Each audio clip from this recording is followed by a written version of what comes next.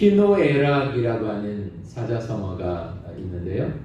아마 그 뜻을 우리 성도님들이 다 아시리라고 생각을 합니다.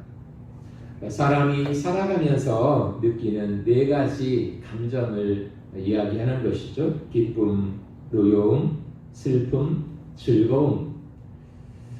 이 네 가지를 희노애락이다 이렇게 이야기를 했는데요.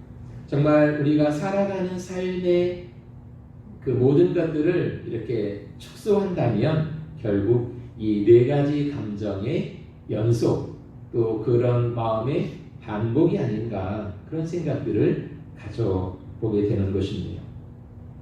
그런데 오늘 이 출애굽기 15장 1절부터 마지막 절까지 전체적으로 쭉 읽어보면 마치 사람이 살면서 겪게 되는, 경험하는 이 네 가지 희노애락의 감정이 출애굽기 15장에 나오는 그 이스라엘 백성들이 경험했던 그 감정이 아니었을까. 참 많이 닮았고 비슷하다, 그런 생각들을 하게 되어졌습니다. 왜냐하면 이 출애굽기 15장의 시작은 이스라엘 백성들이 홍해를 정말 하나님의 기적의 역사를 통해서 건너게 되잖아요. 우리는 꼼짝없이 이제 여기서 다 죽게 되었구나. 우리가 어렵게 애굽을 나왔지만 그들을 죽이려고 뒤따라온 애굽 군사들에 의해서 우리는 영락없이 여기서 이제 멸망당하는구나. 그런 절망적인 상황 속에서 하나님이 기적적으로 홍해를 가르심으로 이스라엘 백성들이 그 강을 육지처럼 건너는 엄청난 일이 일어났잖아요. 그런 하나님의 놀라운 기적을 경험하고 나서 이 15장에 모세가 그 하나님을 찬양하고 노래하는 것입니다. 얼마나 기뻤을까요? 얼마나 감격스러웠을까요? 그래서 그 하나님을 찬양하는 것이 출애굽기 15장의 시작입니다. 그렇게 모세의 찬양이 끝나고 그 다음에 그 미리암이라고 하는 여인이 나와서 다시 그 다른 하는 여인들과 함께 악기를 들고 또 그 홍해를 가르신 하나님을 찬양하는 그런 내용이 오늘 우리가 읽은 본문의 시작인 것입니다. 그러니까 여기에는 즐거움과 기쁨이 담겨져 있는 것이죠. 그런데 그런 기쁨과 즐거움과 찬양만 있는 삶이 되면 얼마나 좋겠습니까? 그런데 3일이 못 돼서 이스라엘 백성들에게 다가온 것은 마라라고 하는 쓴 물을 그들이 만나게 되어집니다. 요즘 날씨가 굉장히 덥습니다. 요 정도 날씨에도 이렇게 막 더워서 우리가 힘겨워하는데 그 사막을 걸어야 되는 이스라엘 백성들은 오죽했겠습니까? 그때 그들에게 정말 필요한 것이 있다면 그것은 마실 물이었을 것입니다. 아마 그들은 심한 갈증 때문에 물을 찾고 있었던 것 같습니다. 그래서 어렵게 샘물을 하나 구했는데 그 물은 써서 도저히 마실 수 없는, 그리고 그 물을 마셨던 어떤 사람들은 아파서 들어 눕는 그런 일들을 경험하게 되는 것입니다. 그럴 때 이스라엘 백성들은 모세와 하나님을 원망했다고 이야기합니다. 거기에는 슬픔과 노여움이 그들 마음에 있었던 것이죠. 그런데 그들 앞에 마라만 있었느냐? 또 그건 아니잖아요. 조금 더 읽어보면 그 마라를 지나서 엘림이라고 하는 것이 그 27절에 나오고 있습니다. 엘림은 어떤 곳이었습니까? 한마디로 오아시스였던 것입니다. 거기 샘물이 있고 쉴 수 있는 시원한 종려나무 그늘이 있는 곳. 또 그들이 이 엘림에 도착했을 때 거기서 지친 육체와 마음이 쉼을 얻으면서 얼마나 그들은 평안함을 경험했을까요? 그러니까 홍해를 건너는 데서부터 이 엘림에 이르기까지 그 순간순간 여정을 보면 정말 이스라엘 백성들은 거기서 희노애락을 경험하고 있었던 것 같습니다. 각 상황마다 그들이 보여주었던 반응들과 그들이 하나님과 모세를 향해서 일어났던 그 마음의 움직임들을 잘 살펴보면 그들은 그 환경에 의해서 시시각각으로 그들 마음도 함께 그렇게 움직이고 변화되고 있다는 것을 우리에게 보여주고 있습니다. 그러니까 환경에 의해서 쉽게 마음이 움직이는 이 모습, 거기서 희노애락을 경험하는 이스라엘 백성들, 그것은 그들이 특별히 믿음이 없거나 믿음이 부족해서만은 아니었던 것 같습니다. 어쩌면 그것은 사람으로서 그냥 자연스럽게 경험하는 마음의 변화들인 것 같습니다. 이스라엘 백성들만 그런 것은 아니죠.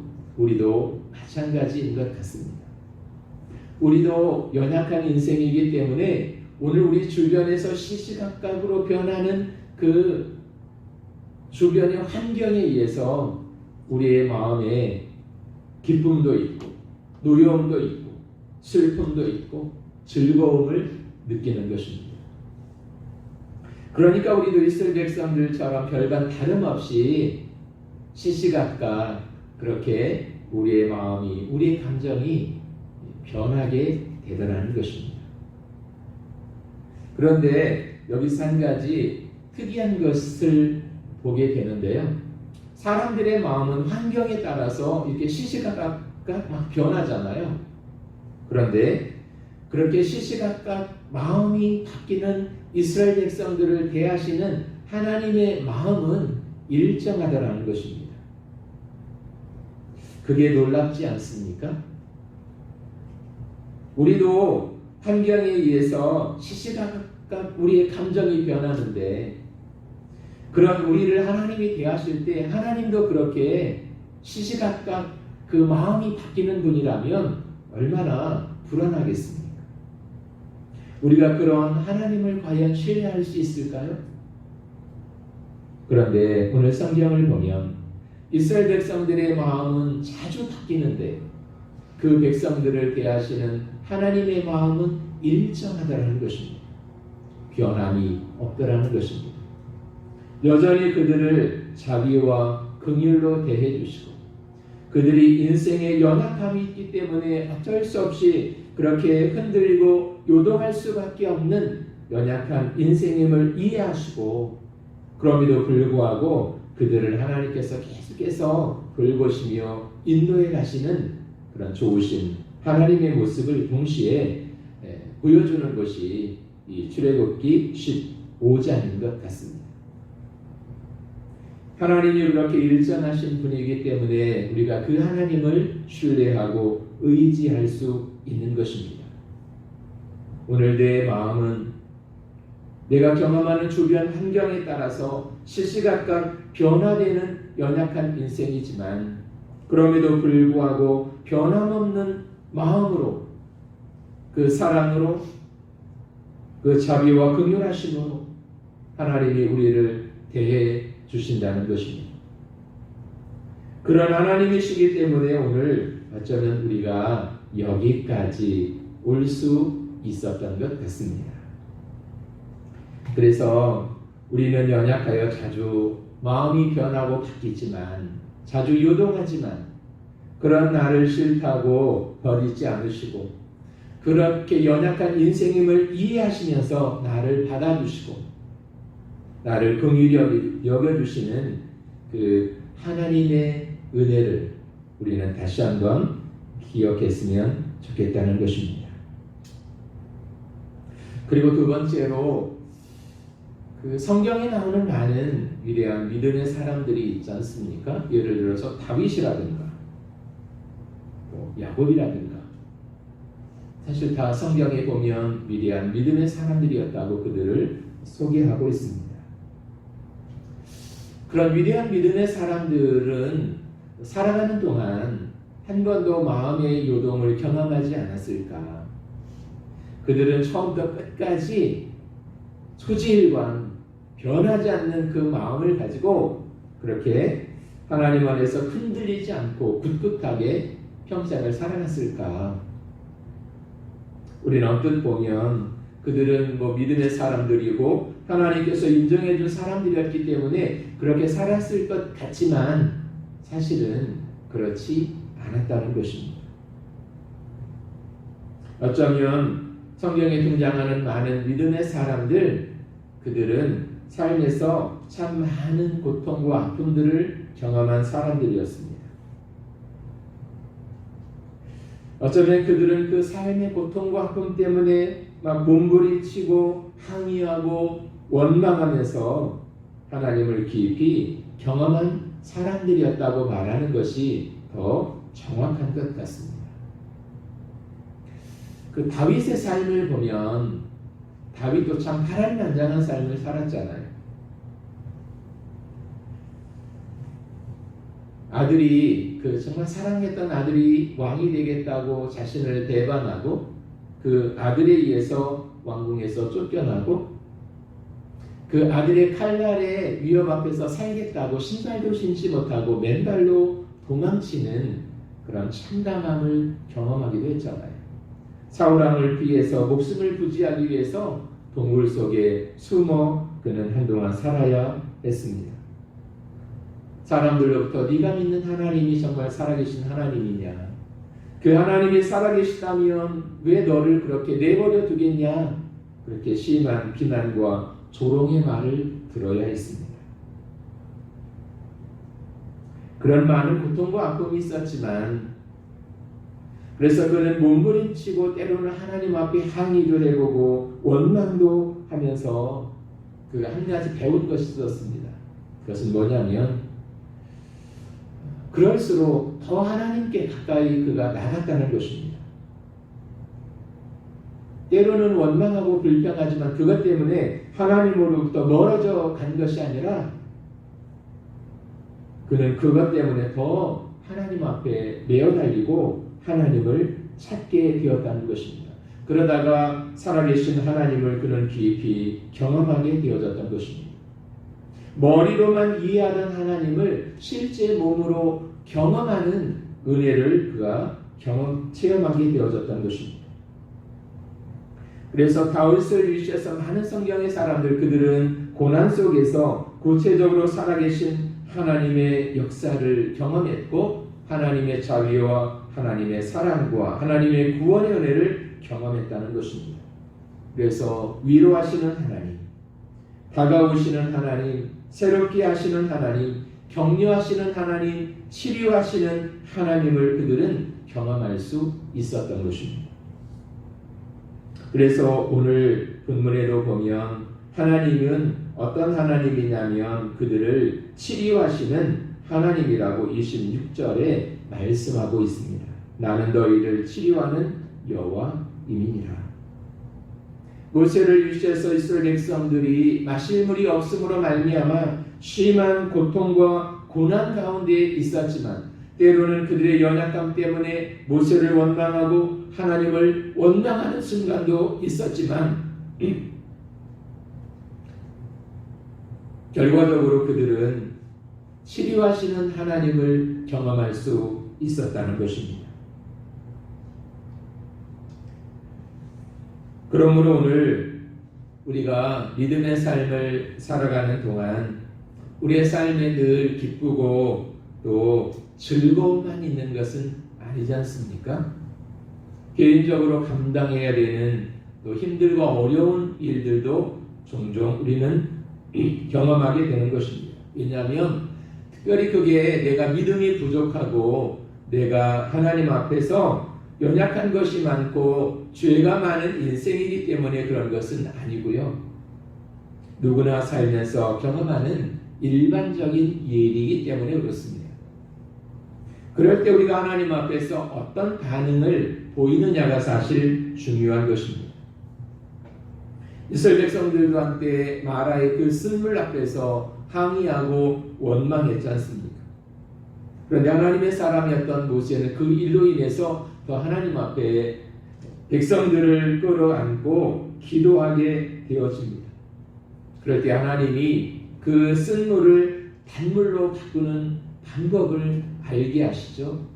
옆에 있는 나뭇가지를 꺾어 그 물에 던지라는 것입니다. 그러면 그 물이 단물이 되어 많은 사람들이 마실 수 있는, 갈증을 해결할 수 있는 그런 물로 바뀌게 되어진다고 말씀하십니다.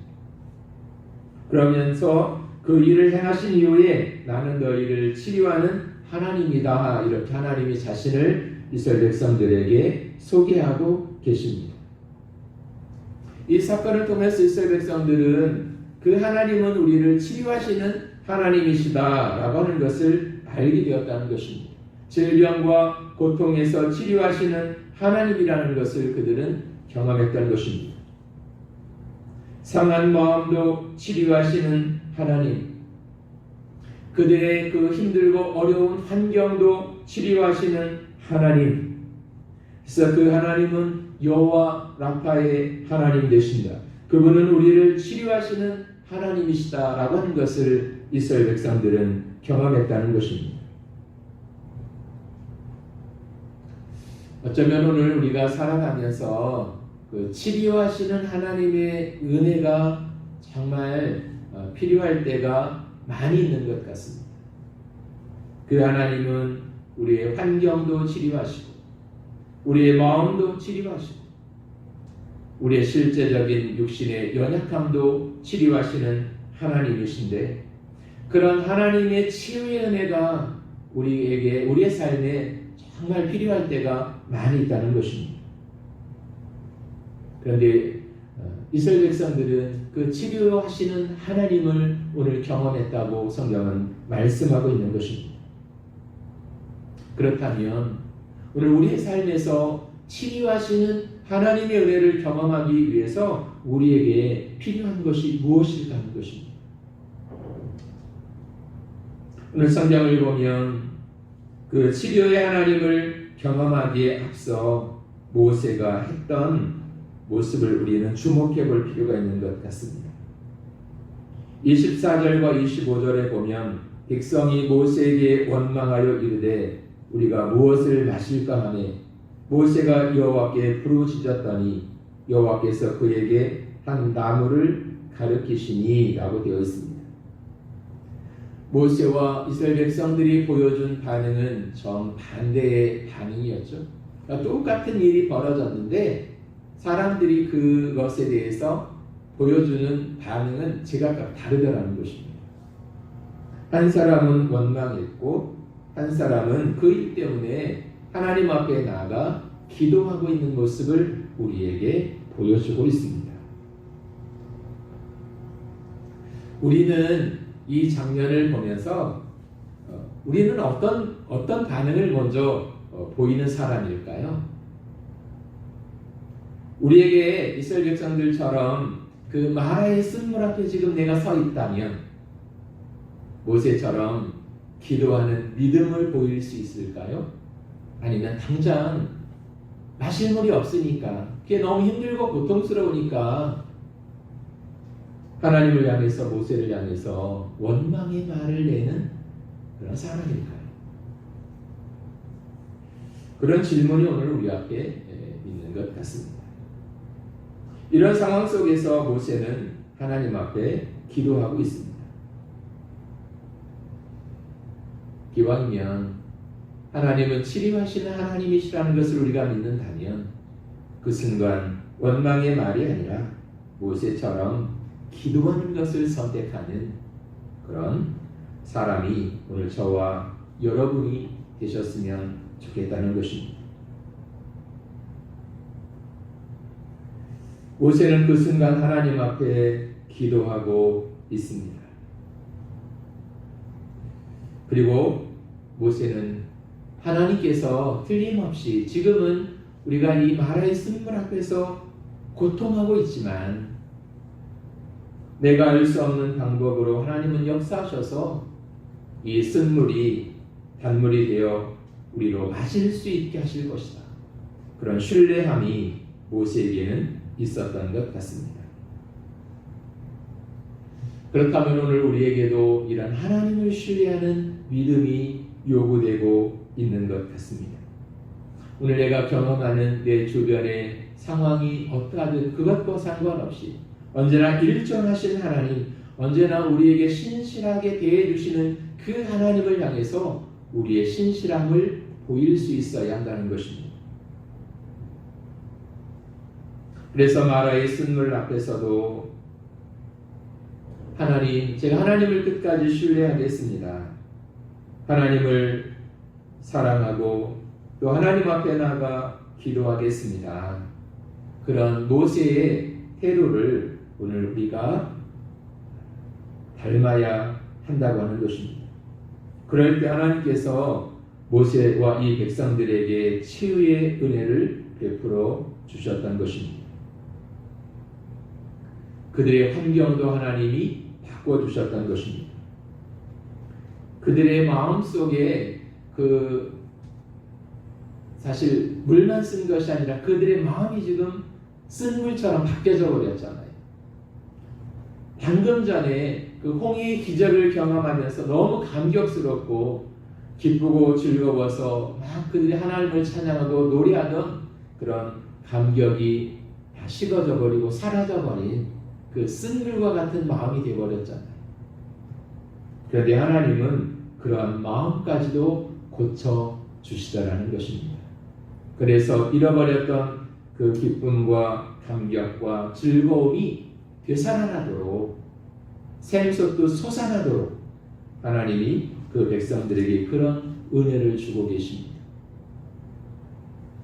오늘 우리의 삶에도 그런 은혜가 찾아왔으면 좋겠습니다. 우리도 살다 보면 종종 지칠 때가 많이 있지 않습니까? 우리의 영혼도 우리의 마음도 곤고해질 때가 있잖아요. 어떤 때는 마치 마라의 쓴물을 만난 것 같은 그런 상황 때문에 또 우리의 마음이 힘들어질 수 있지 않습니까? 혹시 우리가 그런 것을 경험하고 있다면 지금이야말로 모세처럼 다시 하나님을 바라보고 하나님 앞에 그런 것들을 고쳐주시고 변화시켜 주실 은혜를 바라보면서 기도해야 할 때가 아닌가 그런 생각을 가져보는 것입니다. 모세가 하나님 앞에 기도했습니다. 그럴 때 그는 치료하시는 하나님을 경험했습니다. 마라의 쓴물을 단물로 하나님이 바꿔 주셨던 것입니다. 사실 그렇게 하기 위해서 나뭇가지를 던지라고 그러잖아요. 그런데 그 나뭇가지는 특별한 나뭇가지는 아니었던 것 같습니다. 특별한 효험이 있는 나뭇가지도 아니었던 것 같고 어디 멀리 떨어져 있는 나뭇가지도 아니었고 바로 모세 옆에 있었던 나뭇가지였습니다. 근데 그게 안 보이잖아요. 있어도 그게 무엇인지 알 수가 없잖아요. 그런데 기도하다 보니까 그 해결책을 방법을 하나님이 보여주셨는데 그것은 저 멀리 있는 것이 아니라 바로 옆에 그 문제를 해결할 수 있는 방법이 있더라는 것입니다. 기도하는 사람들에게 하나님이 이런 은혜를 베푸시는 것입니다. 해결할 수 있는 방법도 그것을 이길 수 있는 마음의 힘도 하나님은 기도하는 사람들에게 허락하고 있더라는 것입니다. 그래서 오늘 우리가 다시 한번 하나님 앞에서 우리의 믿음을 결단하고 내가 끝까지 하나님을 신뢰하겠습니다. 하나님이 이전에 나에게 베풀어 주셨던 귀한 은혜를 주셨던 하나님이라면 이후에도 하나님이 내 삶에 그런 은혜 주실 것을 믿습니다. 그래서 나는 그 하나님을 신뢰하고 지금 하나님 앞에 나가 모세처럼 기도하겠습니다. 그래서 나는 치료하시는 하나님을 경험하겠습니다. 그런 마음의 다짐이 오늘 저와 여러분 안에 일어났으면 좋겠습니다. 그리고 마지막으로 그런 이스라엘 백성들이 마라에서 그런 우여곡절을 경험했잖아요. 그리고 다시 하나님이 그들을 회복시켜 주십니다. 그리고 나서 그들이 계속 이제 걸어가게 되는데 마라라고 하는 지역을 지나 다음에 도착한 곳은 27절에 보니까 엘림이라고 하는 곳이었습니다. 이 마라와 엘림을 바라보면서 이런 생각을 해봅니다. 만약 이스라엘 백성들이 이 마라와 엘림은 거리상으로 한 10km 정도 이 거리를 두고 있다고 그래요. 그런데 만약 이스라엘 백성들이 비록 지금 쓴물을 목전에 두고 있지만 우리가 10km만 더 앞으로 가면 거기 오아시스가 있어 이 사실을 알았다면 과연 이스라엘 백성들이 그렇게 험한 말로 원망했을까? 그러지 않았을 것 같아요. 거기 엘림에 도착하면 오아시스가 있다는 것을 알 수가 없으니까 지금 당장 힘드니까 그들은 원망하고 불평했다는 것을 알 수 있습니다. 사실 그런데 조금만 더 가면 편하게 쉴 수 있고 마실 수 있는 그런 샘물이 있었잖아요. 사람들은 다 앞을 내다볼 수 없으니까 눈앞에 보이는 것만 이게 전부인 것처럼 보이니까 이스라엘 백성들처럼 말하고 행동할 수 있습니다. 그러나 조금 더 눈을 열어 멀리 볼 수 있다면, 앞을 내다볼 수 있다면 잠깐 겪는 그 어려움의 순간들을 우리는 넉넉히 이겨낼 수 있다고 하는 것입니다. 결국 이스라엘 백성들은 엘림에 도착했습니다. 그때 얼마나 감격스러웠을까요? 우리가 비록 하나님을 원망하고 불평했지만 그런 못난 인생에게도 하나님이 이런 샘물을 허락하시는구나. 그 하나님은 참 좋으신 하나님이시구나. 그 하나님은 참 마음이 넓은 하나님이시구나. 우리 인생과는 다른 차원의 하나님이시구나. 우리는 속이 좁은 인생이지만 하나님은 참 넓은 그 사랑의 마음으로 우리를 대해 주시는구나. 그 하나님은 참 좋으신 하나님이다. 그래서 바로 방금 전에 원망하고 불평했던 자신을 바라보며 얼마나 그들이 멋쩍었을까요? 우리 앞에 이런 샘물이 있는 줄 알았다면 그냥 조금만 참고 견디고 올 걸 괜히 원망하고 불평했네. 그런 후회가 남지 않았을까요? 그러므로 오늘 우리가 기억해야 할 것이 있습니다. 엘림이 우리 눈에 지금은 보이지 않을지라도 우리 앞에 하나님께서 더 좋은 것들을 예비해 주셨다고 하는 것입니다. 엘림을 이스라엘 백성들은 몰랐지만 하나님은 미리 아시고 그 백성들을 그곳으로 인도해 주셨다는 것입니다. 그리고 또 한 가지 기억해야 할 것은 엘림은 그냥 어떤 특별한 지름길로 간 것이 아니라 사실은 마라를 통과해서 갈 수 있는 길이었다는 것입니다. 그러므로 오늘 우리가 살아가면서 경험하는 크고 작은 많은 일들 때문에 그렇게 쉽게 좌절하거나 낙심할 필요도 없다는 것입니다. 또 지금 상황이 좋다고 해서 교만하거나 마음이 높아질 이유도 없다는 것입니다. 지금 오늘 내가 경험하고 있는 일들이 어떤 일이든 마라에 있든 엘림에 있든 그것과 상관없이 하나님이 나에게 은혜를 주실 때 내 형편이 평안할 때 그런 은혜 주신 하나님을 우리는 찬양하면 되는 것입니다. 그리고 마라의 쓴물을 만나는 것 같은 상황이 온다면 원망과 불평 대신 그 치료의 하나님을 바라보면서 하나님께서 이런 상황도 고쳐주시기를, 이런 상황도 치료해 주시기를, 마라와 같은 우리의 마음도 만져주시기를 우리는 겸손히 그렇게 하나님 앞에 구해야 할 것입니다. 그럴 때 하나님께서 우리의 모든 삶에 합력하여 선을 이루시는 길로 우리를 계속해서 인도해 가실 것입니다. 그래서 결국에는 하나님께서 우리에게 그런 안식과 쉼과 평안이 있는 삶으로 계속해서 인도해 주실 것입니다. 지치고 연약해졌던 이스라엘 백성들이 엘림에 이르러 장막을 치고 거기서 그들이 안식을 얻었던 것처럼 이 땅을 살아가면서 지치고 곤고하고 피곤한 인생들에게도 하나님이 동일한 은혜를 주셔서 그 하나님 은혜의 그늘 아래 다시 우리의 영혼과 우리 육체가 쉼을 얻고 새 힘을 얻어 다시 계속해서 가나안을 향해 걸어갈 수 있도록 격려해 주심처럼 오늘 저와 여러분의 삶에도 그렇게 위로하시는 하나님, 격려해 주시는 하나님, 인도해 주시는 하나님의 은혜가 함께 하실 수 있기를 원합니다. 기도하겠습니다.